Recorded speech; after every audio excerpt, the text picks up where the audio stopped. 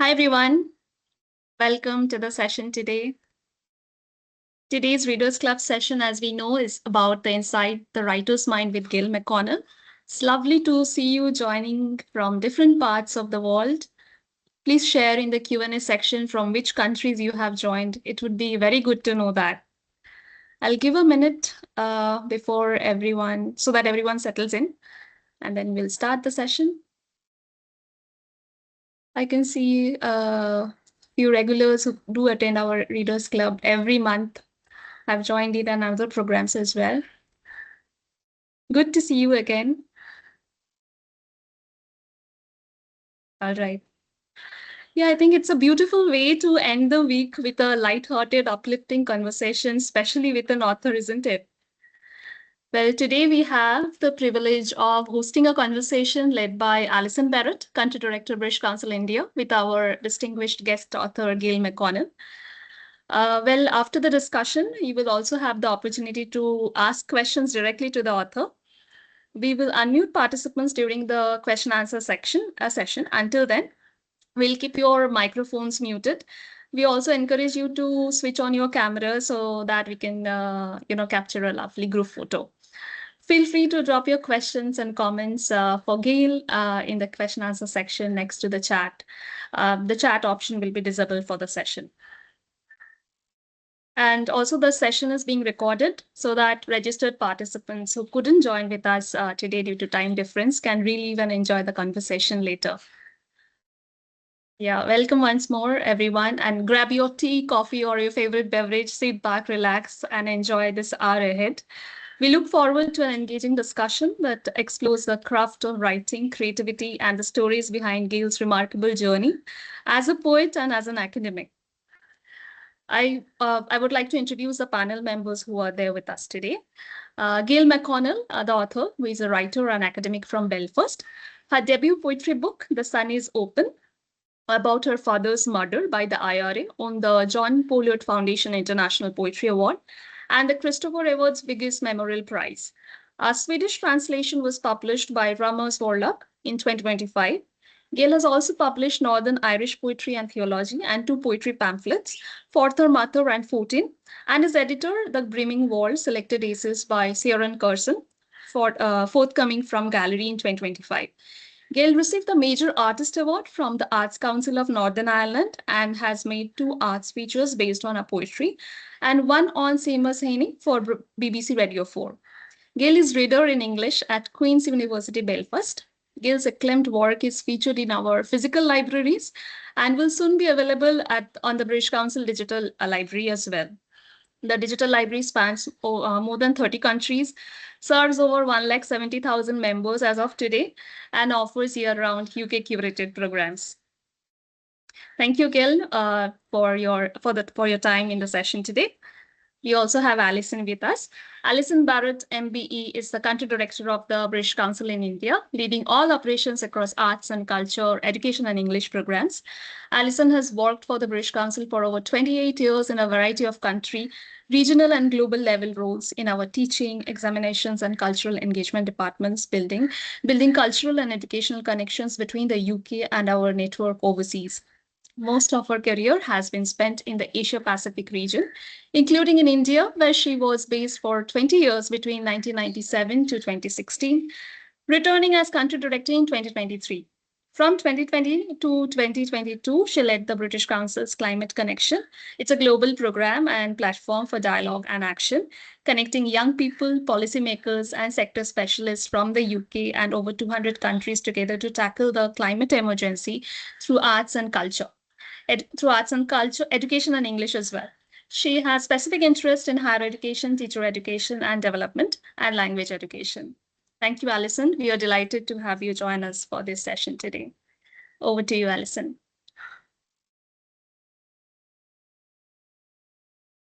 Thank you so much, Anusha, and welcome everybody. I'm really pleased that you could be with us here this afternoon. For those of you joining in India, this is probably the last thing you'll do before you switch off your computer and head off into your weekend. For colleagues in the UK, not that much longer before you'll be joining us. So Gail, thank you so much for coming to India recently to inspire readers and writers here in Delhi and Kolkata. I hear that it was an incredible event and that there were lots of interest and interesting questions from the students that you met around your work, and I'm sure we'll have many more today. It's also great to meet you because you are from Queen's University Belfast, and we work very closely with your university here in India. And in fact, a campus is coming up in Gujarat, in Ahmedabad, for students in India to study at your university right here in India. So that's super exciting as well. But let's get started. We really want to hear more about your work and what motivates you. And I think it would be really nice to start by hearing a little bit from you about what has led you to write in the way that you write, and perhaps you could read a little bit from your poetry to get us started. Yeah, well, good evening, good afternoon, everyone. Good morning for those of us who are in the morning zone. It's a real privilege and pleasure to be with you. And it was a real privilege and pleasure to be in India for the first time recently in Delhi and Kolkata. Thank you, Arnisha, for that lovely warm welcome. I thought I would just show briefly some of the things that were described. So 14 is the pamphlet that I started out writing when I swerved from writing about Irish poetry to trying to write my own poems. Father Mather came along next. It's an exploration of parenthood and queerness. And then the book that Arnisha mentioned that's come out most recently is actually by Kieran Carson, but edited by me. It keeps disappearing. The Brimming World. And these are essays by Kieran, who was a mentor and friend of mine. And yeah, just an incredible inspiration to so many of us in poetry. But I thought I would read a little bit from The Sun is Open. And this is a book, just to set it in context for people, that explores the aftermath of my father's murder. My father was a prison governor in the Maze prison in Belfast, and he was murdered by the IRA outside our home in 1984. My mother and I were standing on the doorstep waving him off to work one morning when two gunmen crossed the drive and killed him. And so my life at a very early age was touched by the violent conflict known as the Troubles, and of the long and difficult history of relationships between Ireland and the UK over the many centuries. And these are, of course, themes that have cross currents and points of contact in India in terms of colonialism, in terms of an Irish and Indian cultural independence movement, partition. You know, there's all sorts of things that connect our countries. But I inherited a lot of materials about my father's murder, which I gathered together in something I call the Dad Box, and I can say a little bit more about that. But these were really newspaper reports and cutouts and lots of information, mostly about his death more than his life. And I tried to piece together some of this material, sift through it and piece together and produce these poems that often look like narrow columns on the page, these kind of long, like newspaper reports, really, or like strips of column from a newspaper. They're often unpunctuated and don't have titles. And so there's a relationship between the poems in here, the form the poems take, and the material that inspired some of them and that it draws on. So in many ways, this is a work of elegy. It's a work about grief. It's a work about mourning my father, but it's also, I hope, a work of joy, a work about childhood, a work about a collection that explores a wider landscape than just trauma and murder. But I'm going to just read three short poems from here to give you some sense of it. Thinking about my father. The second of them addresses him. I guess the gift of writing this book was being able to speak directly to my father and not just about him. So the you of the second poem is my father.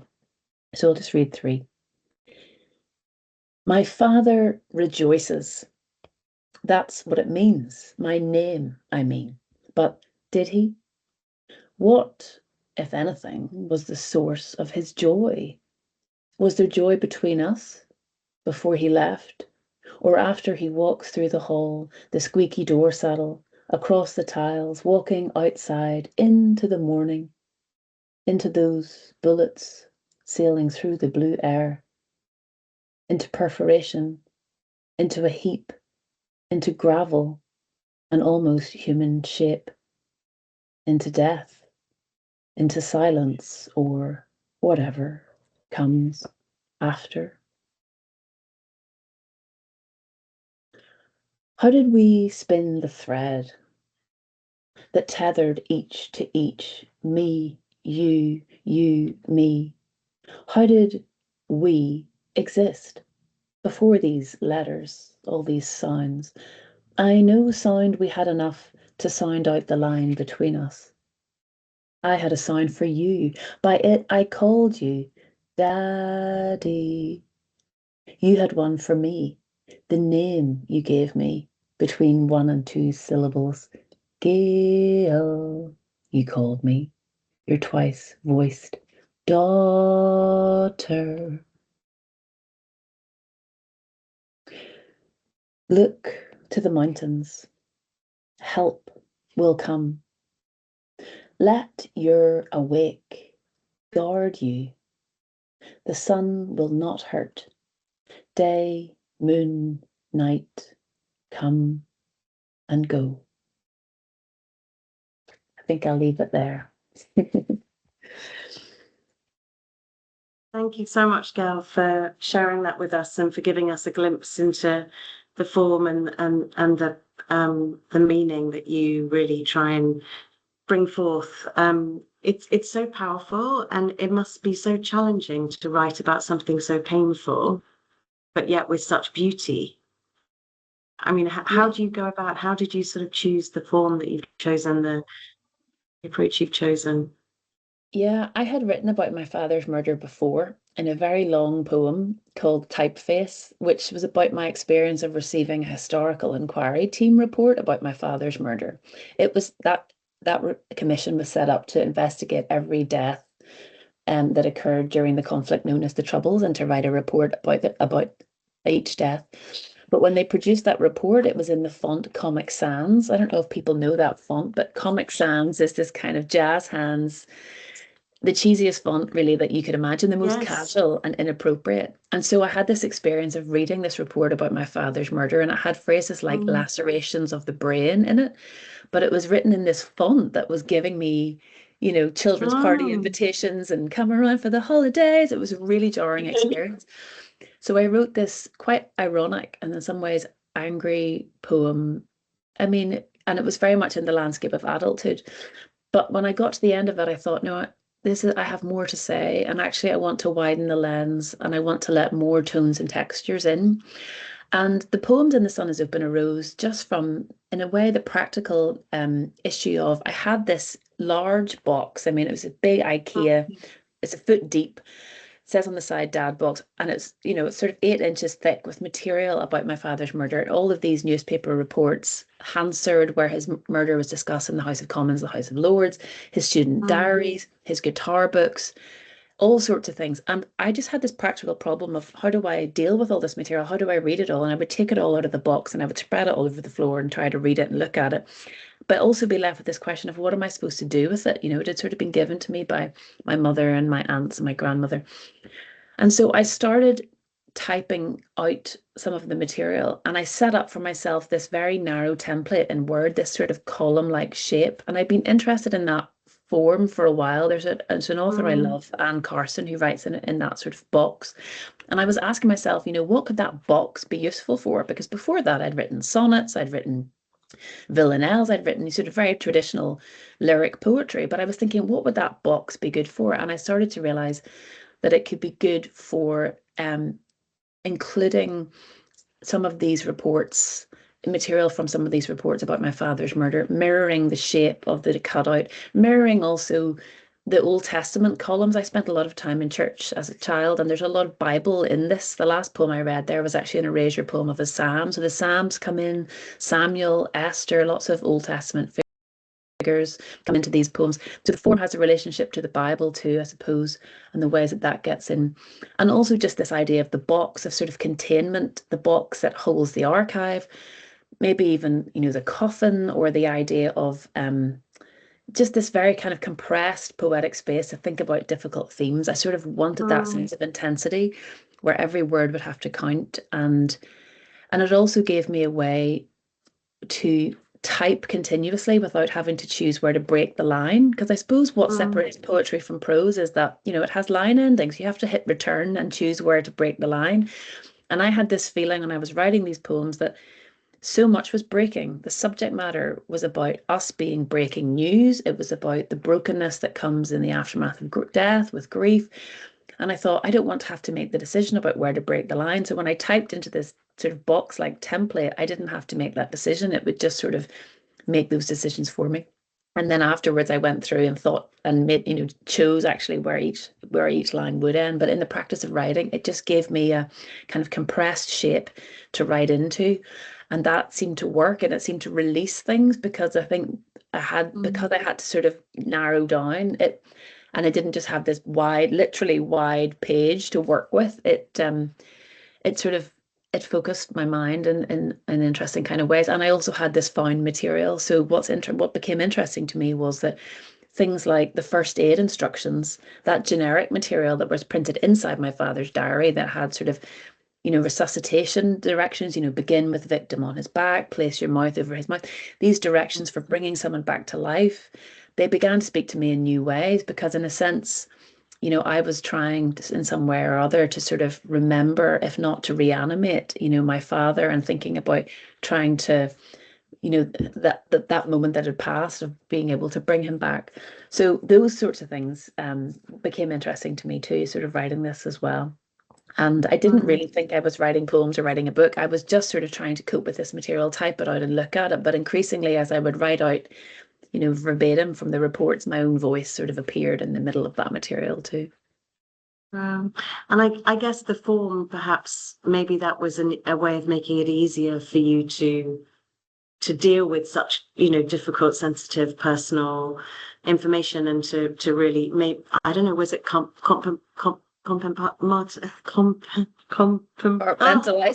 Thank you Yeah. so much. Yes, you can tell it's the end of the day on Friday here, can't you? It is. A little, and I love the way you integrated some of the actual source material as well, and how you've used that to sort of Once upon a time, I was a history student, and I was told, you always quote your primary sources and you list them at the back. So at the back of the book, there's a long list of all the sources that I use, where I credit this material. I think, and the material that I found appears in grey, and then my own voice in black. And in a sense, that was the process, the practice of writing too. Initially, I thought, what right have I to speak about this, to write about this?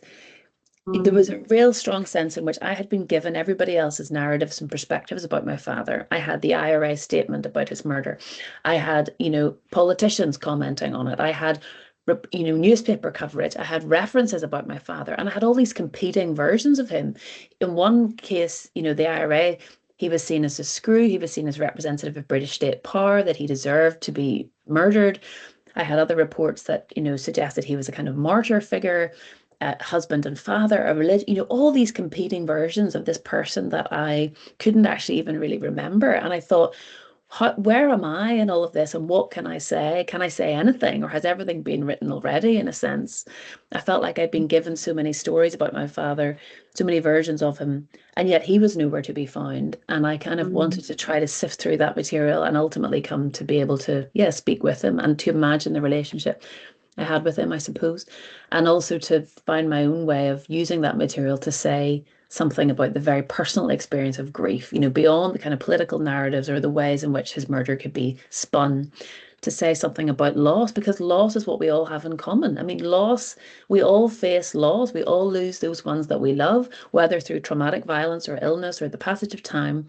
All of us mourn our loved ones, and that is something that holds us together deeply in common.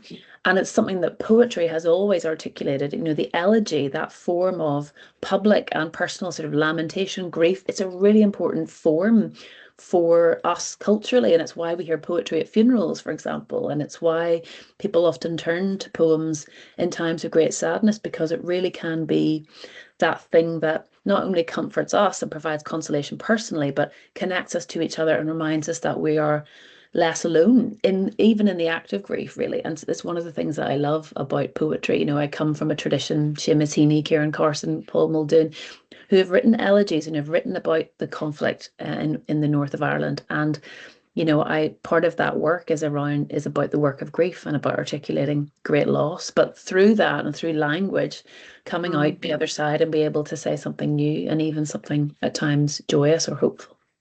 And so the process of writing this and of sharing it in places like in India, when you were here recently, what kind of new understandings have you come to, and how have you used your work and your language and your poems to help shape new conversations about the future?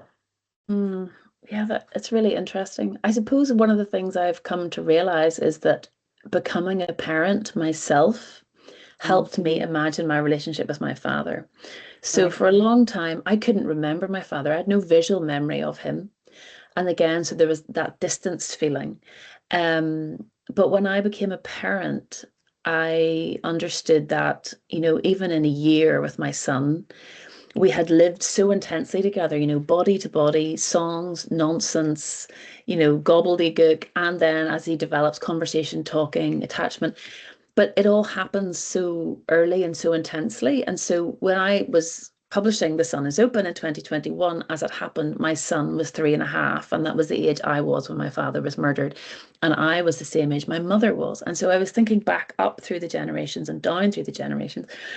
And what I realized was that being able to knowing my relationship with my son was what allowed me then to understand that I had had that relationship with my father, though I can't remember it, that it's in my body somewhere, that I was held by him, and that I had the right, in fact, to sort of imagine that relationship, to speak to him, and that I could imagine those kinds of intimacies. But I don't think I would have ever had that knowledge if I hadn't become a parent. And so the practice of writing the poems and talking about them with audiences has helped me come to understand that. And I'm deeply grateful to my son for teaching me that, because, in 3.5 years, you've lived 10,000 lifetimes. It's kind of like so much time is packed into that childhood zone. So that's been an amazing thing. And I think the other thing that emerged, a lot of Indian audiences asked about the question of trauma, and was it very difficult, or was it re-traumatizing to read the poems, to share them with people? And I always have to say to that it is a real joy and a privilege. And also it's important to say that before I started writing this book, I had a lot of therapy. I had done a lot of work in counseling with my grief, and it spent years trying to think about the aftermath of this event and to do a lot of healing. And sometimes there's an idea that the artist has to suffer, or the artist has to be in a traumatic zone, to really get the good material. And in my experience, the opposite is true, actually, that if you take the time to do the work that you need to do, mourning and working through things, then actually you can move into a freer place to be able to write. And so for me, I had done a lot of that work, and it meant that when I came to write these poems, I was playing in language. Yes, I was doing so with difficult subject matter, but it was a joy, because the material wasn't raw for me in the way that it would have been 10 or 15 years prior. And so in that sense, it really was a pleasure. And to be able to read the poems and embody them and share them with new people, new audiences, is just such a privilege. It really is. And it's not traumatizing for me at all. In fact, it really is an honor and a privilege, and it feels important to create space, I think, for those poems of grief, as well as other feelings. I'm absolutely sure that the sort of the rawness of the words and the approach that you've taken would have also made it a lot more accessible for people to really understand the context better, because I don't think it's necessarily, it's a complex history, isn't it? It's a nuanced history. It's a history that, there's some parallels with India, with the partition, and in terms of the conflict itself, similar timeframes, but sharing it through a personal experience would have brought it and made it much more real to people, as when they're able to identify it. And I think that's what language does, doesn't it? It helps you understand not only a personal experience, but also a wider context and a wider culture. And ultimately, that's what we want to try and support through the work that we do here at the British Council. But what experience have you had of using it as an entry point to a wider conversation around more geopolitical issues? I mean, this is the great gift of art, right? Is it can do all these things. It can have all these multiple capacities. It can actually draw more attention to a socio-historical political context. It is, as you say, complex and nuanced, just as, Indian history and the aftermath of colonialism is really complex and nuanced and different and unique. And so in a sense, the artist's responsibility isn't to be the historian in a way. It isn't to sort of tell that story. And what it can offer is something really profoundly personal and intimate, if you like, about the lived effects of those, conflicts. But in ways, hopefully, that do reach beyond the personal and connect us, even where the sources of grief are different. There are those who, lost loved ones in very different circumstances to me during the Troubles, whose political backgrounds would be very different. But the thing that we have in common, I think, is that experience of loss. So art can do, all of that, and it can find new language for experience and find, I suppose, just create space for something that's a little bit more reflective in our busy lives. We all live at these extraordinary, in these extraordinary sort of zones of productivity and busyness these days. And I think, the poem, the page, it sort of asks you to slow down and to be present to what's there in a slightly different way. And I think that's a gift. I hope it is. It's something that I'm not even having enough time for myself in my current life, of busyness. But I think that is the gift of the poem, that it sort of asks, even differently from fiction, possibly, it asks you just to stay with something for a little bit longer than we're sometimes used to doing. And wonderful things can arise, when that happens. Yeah.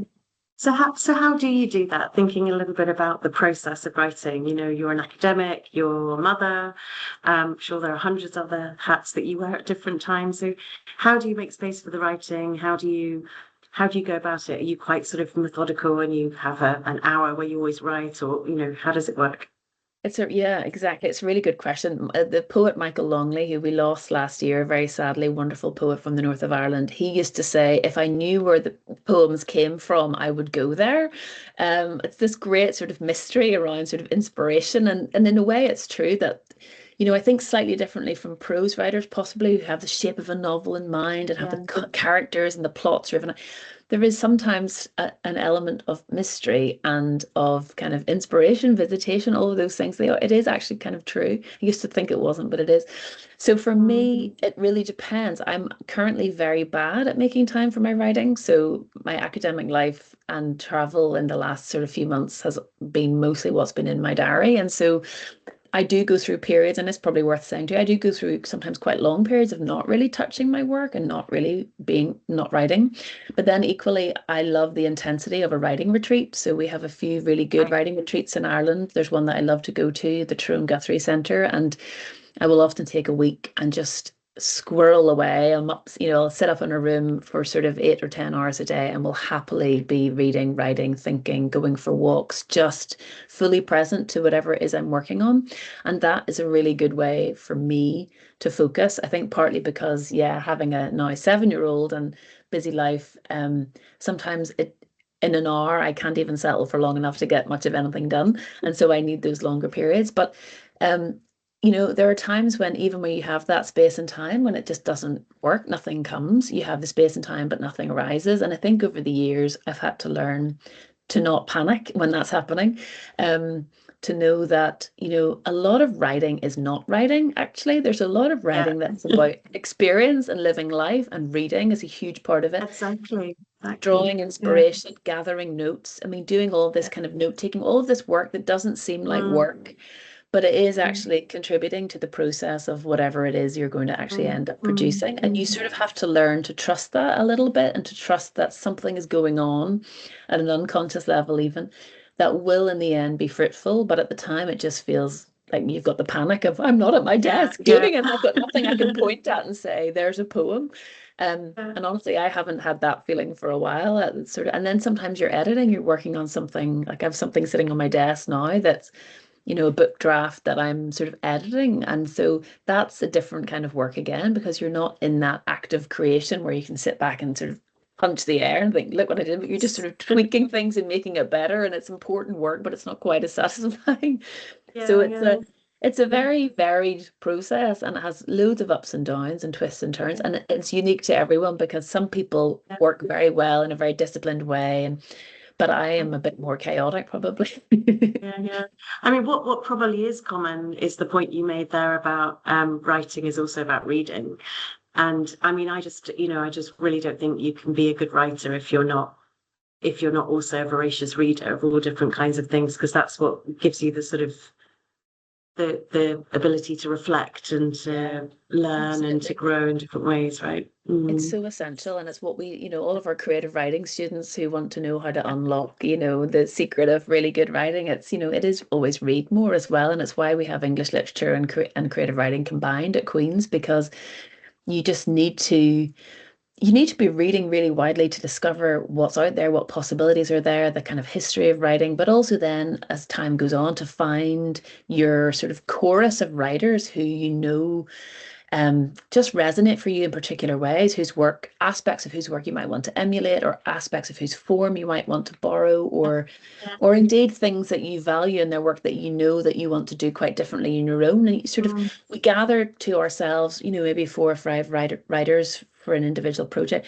who, whenever you are faced with the blank page and there is no inspiration, that, okay, I need to pick up this book and it will sort of unlock something for me again. So there's a lot of reading that goes into even finding out who those authors are, I suppose, and then sort of keeping them close, really. And it's so, those things are so life-giving for me. That's sort of the Irish poetic tradition. A lot of the people I've mentioned, Louis MacNeice, Maeve McGuckian, Philonta Flynn, Kieran Carson, a lot of these writers who really inspire me. But then more broadly, people like Anne Carson and Diane Seuss in the States, and other writers who just help remind me of the possibilities of language and form, and sort of enlarge my own ambition for my own writing, if you see what I mean. Right. Yeah. And how has your work evolved over time, and how does that process work in your mind? Is that sort of an explicit process, or does it just sort of, do you look back and say, oh, I used to do it like that and now I do it like this, and how does that work? It's interesting. I know, well, so these pamphlets that I mentioned, that 2019 and 2018, a lot of these, the work in here explores kind of IVF, my partner and I going through starting a family. She carried our son, and that was an interesting thing to do as a queer couple in Northern Ireland. And I wrote, poems for these pamphlets in a very particular way, but now I'm having to rethink them for a book. And so that book is going to come out in 2027, and it's going to be a kind of a more straightforward collection. The Sun is Open is quite weird, and that it doesn't have poem titles, and the poems are all these blocks. The next book is going to be a much more traditional collection with a table of contents with titles in 3 parts, and there's sonnets and villanelles and lots of traditional forms, and there's a long sort of section in prose as well. But it's been a real joy to revisit those poems that I've been writing over the last 10 years, really, and rethink them for a book, and how they might be ordered and organized. That's been a lovely thing, because it's allowed me to create something new, not just through writing new poems, I've done that as well, but just in terms of the organization and structure, being able to create something different. So I'm really looking forward to that book coming out. And the next thing I've done is really a book length work that again arose sort of in some ways by accident. It's inspired partly by my partner's childhood in rural Nebraska. And I didn't think I'd ever write about rural Nebraska, because it's honestly not the most interesting of places. But I spent a lot of time there over the last 20 years of us being together. And so that landscape and that background and that period has become lodged in my imagination. And I just found myself writing a little bit, and then more and more and more, until there was sort of a book. So that's something that I'm kind of working on at the minute. And again, didn't come about by design, absolutely by accident. But Kieran Carson used to love the word happenstance. And I think it is a good one, because happenstance will often lead you into good places and joyous places. So I'm not necessarily someone who sets out with great plans. Sometimes I have the shape or scope of an idea or a hunch about something, but then things emerge, piece by piece. That was kind of what I was going to come to next, was when you're writing, I think particularly with poetry, do you start with thinking, what kind of message do I want to convey, or what do I want the readers to take away, or do you not think about that at all? Do you just say, I have something I need to share and they can take what they want? Well, I would say it's not even that I know what I want to say. For me, every poem, the act of writing any poem is a discovery. I used to write a lot more criticism about Seamus Heaney and Michael Longley, Derek Man. I used to be, I do write a lot more criticism about Irish poetry, and I do still. And with that zone of writing, you need to know everything. You want to know as much as possible so that you can write well about their work. With writing poetry, it's almost the opposite. I feel like the less I know in some ways, the better, or as in there needs to be enough room for the unconscious to do its work. So when I sit down, it's not that I come with a message or an idea or something that I know I want to convey, because if I do that, it might be dead in the water before it even gets going. More often than not, it's an image or a phrase or something that I'm just curious about and want to work with, and then I have to work through it and see where it leads. You don't want a poem to have designs on the reader in some ways. I always want a poem to have enough space and scope for the reader to have their own response, and possibly for the poem to ask as many questions as it sort of seeks to answer, maybe more. Maybe that the poem itself is a sort of invitation to deeper reflection, rather than something where the message where there is a sort of an easily decodable message.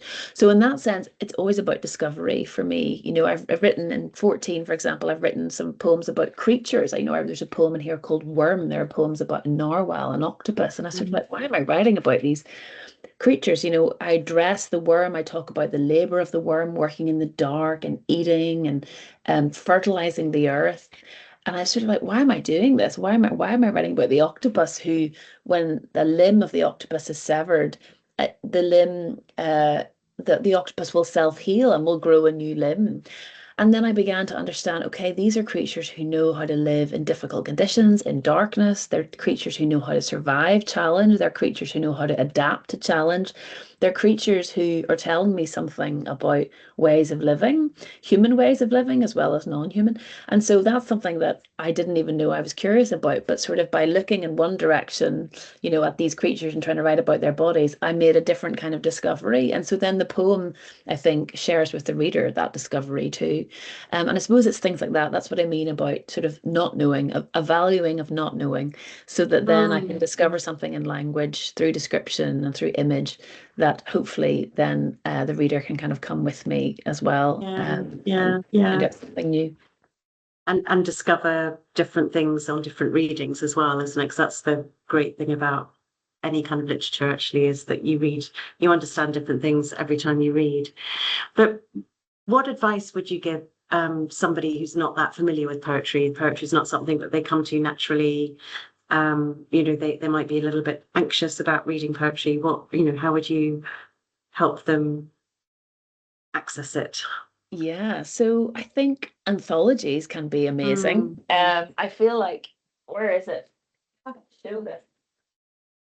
The one book I brought back from India was this, The Penguin Book of Indian Poets, which is probably the biggest book I could possibly have packed into my luggage. It's absolutely enormous. I don't even know how many pages it goes to, almost 900 pages. It's so heavy.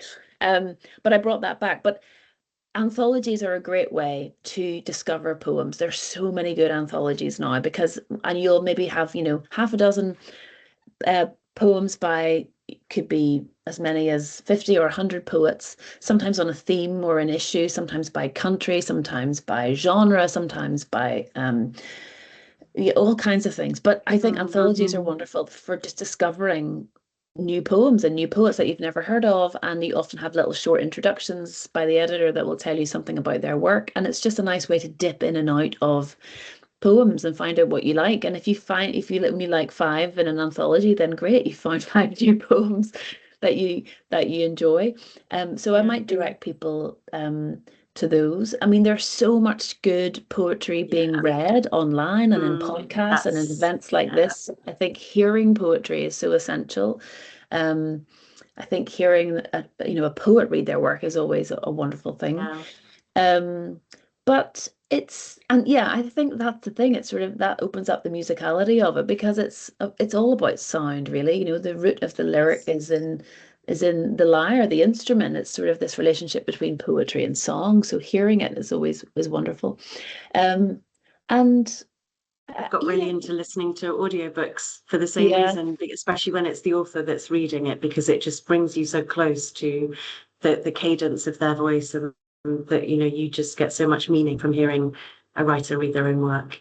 Yeah, it's such a pleasure and privilege. And there are also so many good podcasts about poetry, particularly, I love the New Yorker Poetry Podcast, for example, which is just one author who reads a poem that they've loved in the New Yorker in the archive, and then reads one poem that of theirs that was published in the magazine. So it's just a 30-minute conversation about two poems. But through that conversation, they open up and help you understand these poems. There's so many others like that, that sometimes just take one poem at a time. I was on a podcast called RG's Poetry Pickle Jar, and this is a wonderful British poet who asks people every week to just pick one poem that they love and speak about it.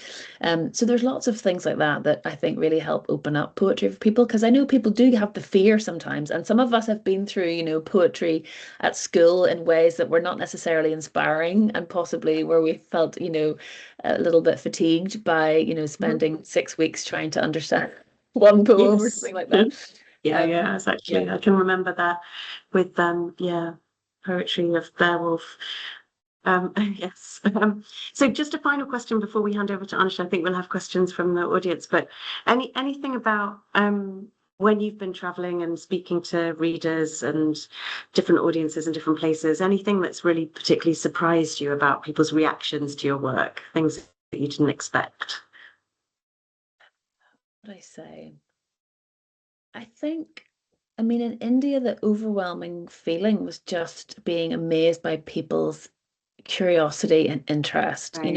As soon as readings were over, people would rush up to ask a question and then say, I have 2 or 3 more questions. Or they would want to sign books or take selfies or just talk, communicate. Where can I find out more? What can I? And I was just so struck that often these were events, evening events. People had worked a long day, possibly commuted to work. They were at an evening event. They were going to commute home. And instead of just sort of switching off as soon as the readings were over, they were they were the most engaged audiences in that way I think I've ever experienced anywhere I've been in the world, actually. And that was really deeply moving to me, and very, it was very, I don't know, it was very inspiring, actually, that people were just so interested and keen to talk further and to also make connections between what I was discussing in India and about their own lives and a whole range of matters, not just in relation to sort of the conflict and its aftermath, but other things too, about family, about all sorts of things. So that was really deeply moving and challenging too, because I sort of had to, stay on in a way that I was kind of maybe not used to doing myself. That was a lovely thing. And beyond that, I suppose just really that idea that I touched on earlier, that loss is something that we have in common, actually. Yeah. And that really does unite us all around the world, and that finding ways to, have pauses to recognize it, to remember those that we miss, and to just hold space, I suppose, for grief and for ways of grieving and remembering. I think that's always important, actually. And people will sometimes share personal stories as well about of their own losses and things that connect to their own lives, and that's always very moving too. And it really reminds me that it's one of the ways that literature connects us, and makes us feel less alone. Right, thanks, Gail. I think that's a good point to hand back to Anisha to take us through some of the questions. But thank you, that was really interesting. I'm looking forward to the questions, Anisha. Thank you. Thanks, Alison. Audiences, please put up your hand so that we can take questions from you, or you can also put up your questions in the chat as well. Before that, I myself have a question as a participant, of course. I would like to ask that before I go to the audience. So the phrase, the sun is open, of the title, the sun is open, is sort of ambiguous, or it seems at least. Does the title represent the opening up of difficult truths, or something else, or the persistence of life, nature? If you can share. Yeah, such a great question. Such a great question. Yeah, I'm glad you asked that, Anisha. Thank you. The title, what can I say? It sounds a bit wrong. The sun is open. It doesn't really make sense in a way.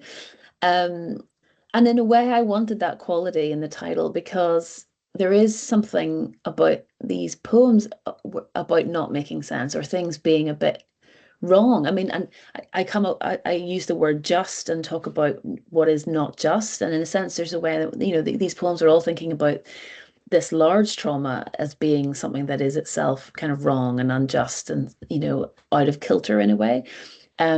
And also the poems themselves, have this sort of slightly unusual quality. So I wanted, in terms of their form, in the ways that we talked about, so I wanted the reader to be introduced to that sense of things being a little off or unusual, but also I really wanted to have that sense of openness about, and warmth actually, about the sun, that there was a sense of invitation into something.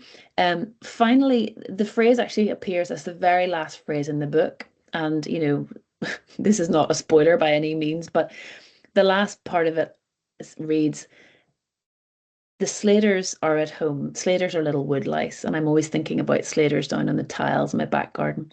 "The slaters are at home, their tiny legs carrying them back across the greening, grouting, lining tiles to what lies underneath. It all comes up and out and in. The window to the bit without the sun is open." So it's actually the window that is open, and the bit without the sun is about the dark part of the garden. So grammatically, really, it's the window that is open, but the bit without the sun, how I've written it, this sense of sort of oddness, but also warmth and openness, all of those things, I suppose, are things I wanted to get into the title, and maybe something of that mystery too, because it's not like you come to the end of this and things are wrapped up. The work of grief is ongoing. You don't really come to the end of it. So in that sense, there isn't a sort of there isn't even a full stop at the end, for example, but hopefully through the process of doing this, there has been more joy and warmth and acceptance and growth and hope and all of those things too. So I hope that comes into the title, and I hope that it's satisfying for a reader when they finally come onto it at the very end of the book. But yeah, great question. Thanks, Ernest. Thanks, Gail. We'll move on to the audience. Neelkant, I have switched on your mic so you can ask the question. Hello, thank you so much, Gail. I really enjoyed what you said about your personal grief and how that personal grief also becomes universal. I mean, we all have lost our loved ones. I lost my younger brother, and it also shook me in one way. Uh, uh, I was lamenting for quite a long period of time. It's something which we call deeply personal. It also becomes universal. As human beings, we share the same emotions, same feelings. My question to you is, I'm being very honest. I have not read your works, but certainly I will buy your books and read. When you showed a very good print of your poems in terms of the typography of that different kind of fonts that one used to express different expressions. How do you think that in this digital era, because people are also reading in their digital formats, like in Kindle books or ebooks, and there are some which are published. So, do you think that these different modes of going through the text is going to change in the coming time, or how these different mediums of experiencing reading is going to change or is going to affect the readers differently? Mm. Well, firstly, let me say I'm deeply sorry for your loss and thank you for sharing it. I think your response, yeah, it touches on what we're really saying about how we hold this in common. So thank you for that. And yeah, it's maybe worth saying that alongside this, I also made an arts feature for BBC Radio 4 called The Open Box, and I could probably find a link and put it in the chat. So for people who haven't read the book and are curious, you can listen to that on, I think you should hopefully have access through BBC iPlayer. The Open Box, it's a 28-minute arts feature where I read poems from the book and also speak and I'll do other things.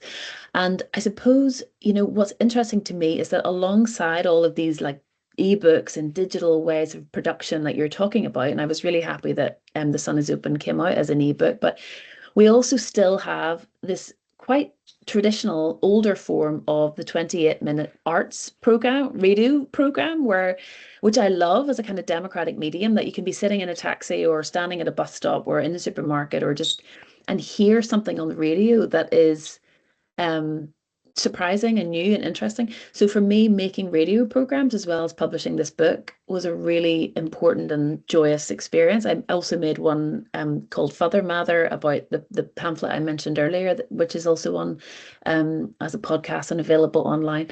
So what I love is that those forms allow for the human voice, for my voice to say the poems and to be able to connect with audiences in that way who won't necessarily read the book or find it and aren't maybe even interested in poetry, but in a short sort of 30-minute program can hear the poems and hear something of my story.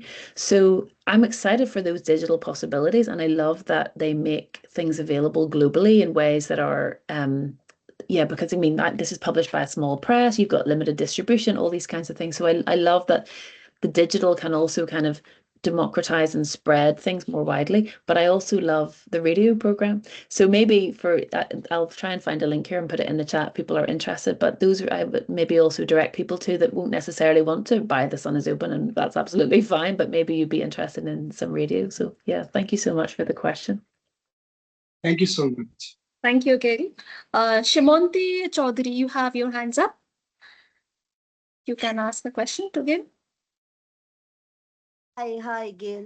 It was such a rejuvenating and yet a very, very intense session. Thank you so much for that. I just had one question, that is, through your poems, if you could ask one question back to your father, what would that be? Oh my goodness. Wow, that's an amazing question.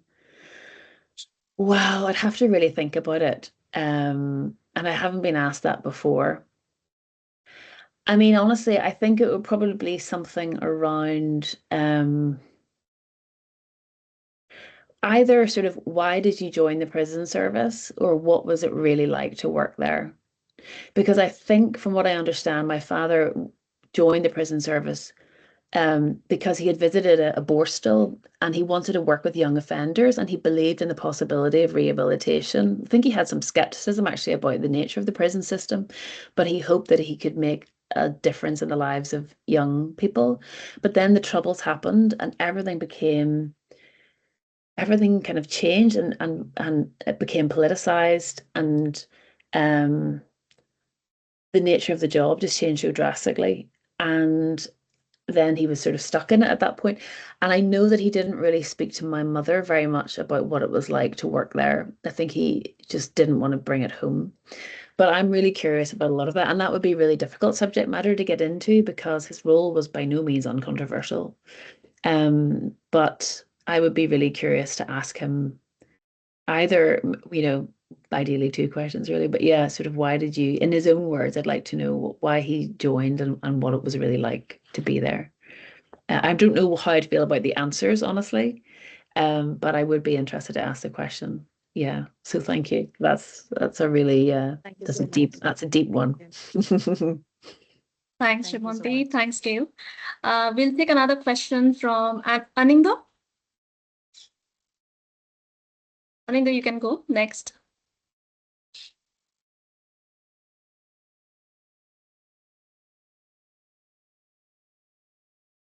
Okay, we'll come back to Aninda later, maybe.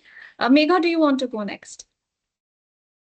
Yes. Okay. So, Gail, your book blends poetry and then memoir and your archival materials in a very true innovative form. I just want to understand that how difficult was the process of weaving all these different elements together? How did you decide, when a piece of information needs to be used as a quote or a fragment or a fully integrated text? How did you do it? How indeed. I look back now and think, how did I? Yeah, it's a really good question. How did I do it? I mean, so often you're listening out for resonances. So for example, I mentioned that in my father's diary there were these first aid instructions. And like there's one poem on here, my book keeps disappearing, but on page 25, it's just 2 lines long and they're grey. But they're just 2 lines of text from that first aid instruction. And again, this is about, I think it's about what happens if a child is choking. But out of context, it sort of resonates differently. And the lines are, a small child can be held upside down and thumped. And, this is the thing I was saying about the line ending. A small child can be held. That has one meaning. A small child can be held, held.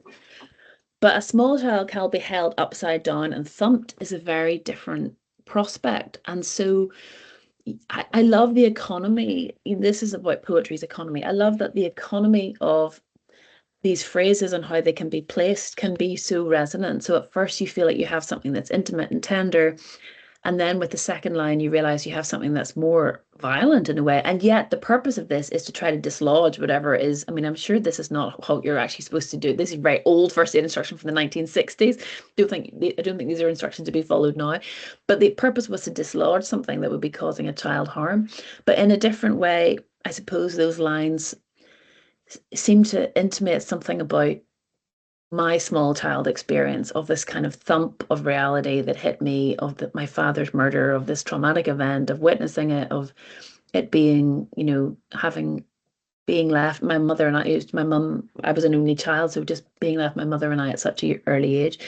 And so, yeah, I suppose I was always listening out for those kind of surprising moments. And that's what I mean about the poem as a kind of discovery. I don't think if I had sat down and tried to write my true feelings on the subject of I wouldn't even know. I don't even know what, where would I begin? But finding that already present language and just being able to quote it, allowed me to say something that I didn't expect to say. And then, sometimes that happens with a rhyme, for example, like a rhyme scheme. Like I've written this villanelle, and a villanelle is a poem which has these two repeating lines, and you have these quite an intricate rhyme scheme.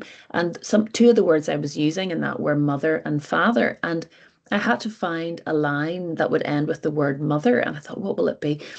And I couldn't think. And then I found myself writing, I have always longed to mother.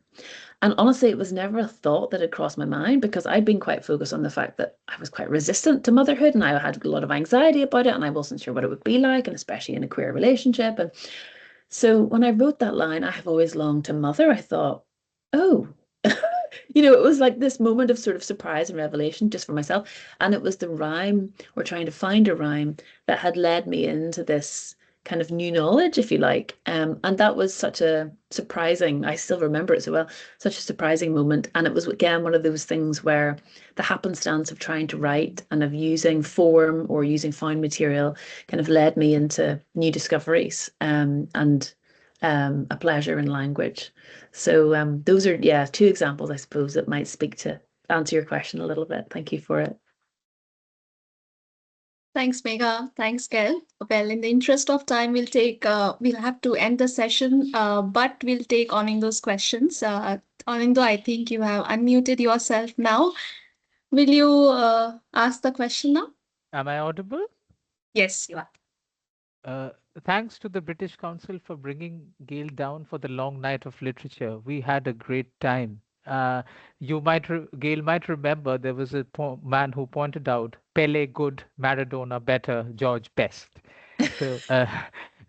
So, this was the Northern Irish slogan that we learned. My question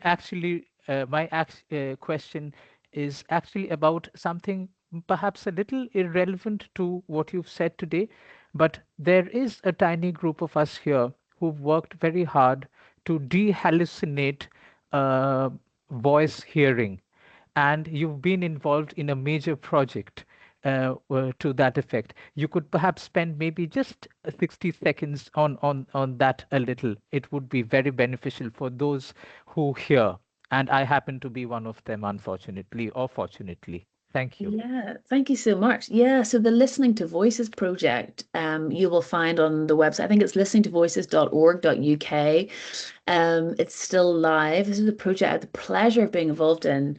Oh goodness, about 8 or 9 years ago, where some academics, artists, and voice hearers got together to think about and try to give voice to this experience, and to find the cross currents between folk for whom voice hearing was, a very difficult experience, and a a difficult psychological experience, all the way through to creative writers who would say, well, I hear voices all the time, you know, that's how I write fiction, or that's how I'm able to write a poetry, and to try to think about it as a kind of continuum, but also to think about the differences.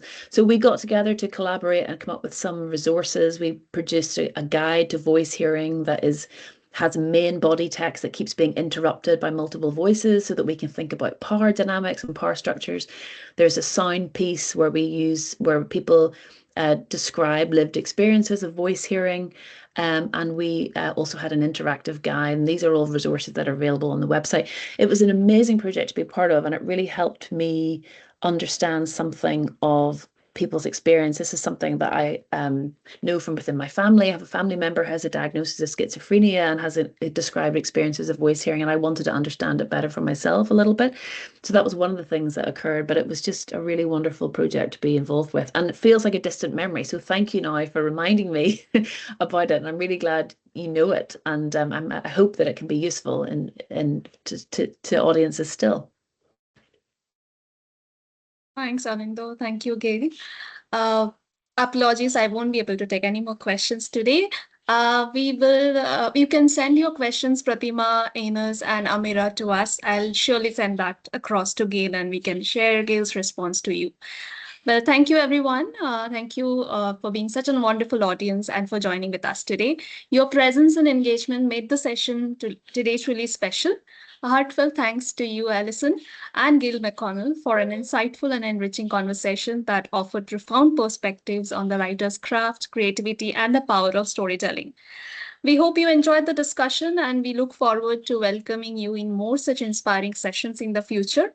A feedback form link will be sent to you along with the session recording by tomorrow. Kindly complete it and send us back, or you can. It will be a Microsoft Teams form, so you can just fill it up. And your feedback is valuable to us. Thank you, everyone. I think we'll meet next year with new set of sessions from library team. So we'll see you soon. Thank you.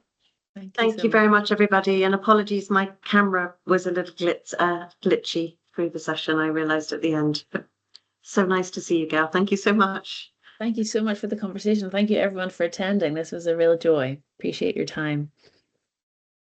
Thank you. Thanks, everyone, and happy Christmas. Thank you. Bye. Bye. Thank you. Bye-bye. Arnisha, would it be possible to send one or two things out to participants? I'm just thinking, I did put a link